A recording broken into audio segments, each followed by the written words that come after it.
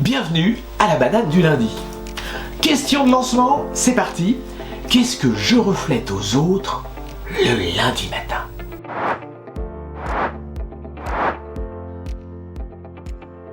C'est une question très stratégique et ô combien importante. Ce que vous allez refléter va conditionner votre rapport au monde.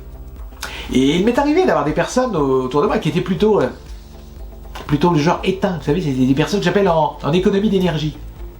Les halogènes basse tension.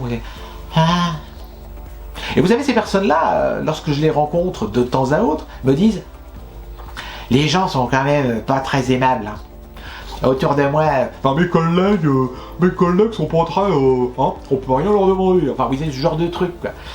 Donc, effectivement, on peut pas changer la tête qu'on a, mais on peut changer la tête qu'on fait. C'est capital. Et dans ce que vous reflétez aux autres, il y a forcément, encore une fois, ce ressort lié à votre énergie. Alors effectivement, si vous avez, dès le lundi matin, les paupières de bœuf, si vous avez les phares éteints, imaginez les yeux sont des phares, si vos yeux sont éteints, si le regard est triste, si vos attitudes sont dos voûté, vous aurez forcément là matière à être beaucoup plus dans « ça va comme un lundi ». Mais ça va comme un lundi. Et puis votre projet de vie, on en a déjà parlé, sera plutôt « vivement le soir qu'on se couche ».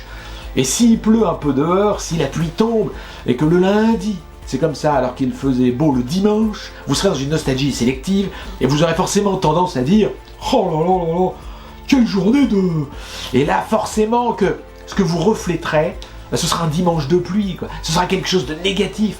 Et ne vous étonnez pas qu'à ce moment-là, personne ne viendra vers vous. Enfin, plutôt ceux ou celles et ceux qui viendront vers vous seront dans le même état que vous.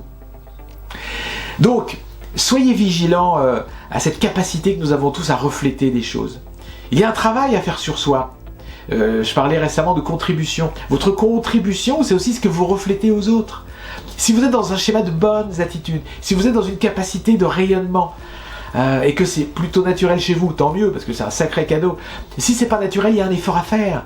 Parce qu'effectivement, on dit souvent qu'un être positif attire plutôt les bonnes choses. C'est vrai que le positif a tendance à attirer le positif, comme le négatif a tendance à attirer le négatif.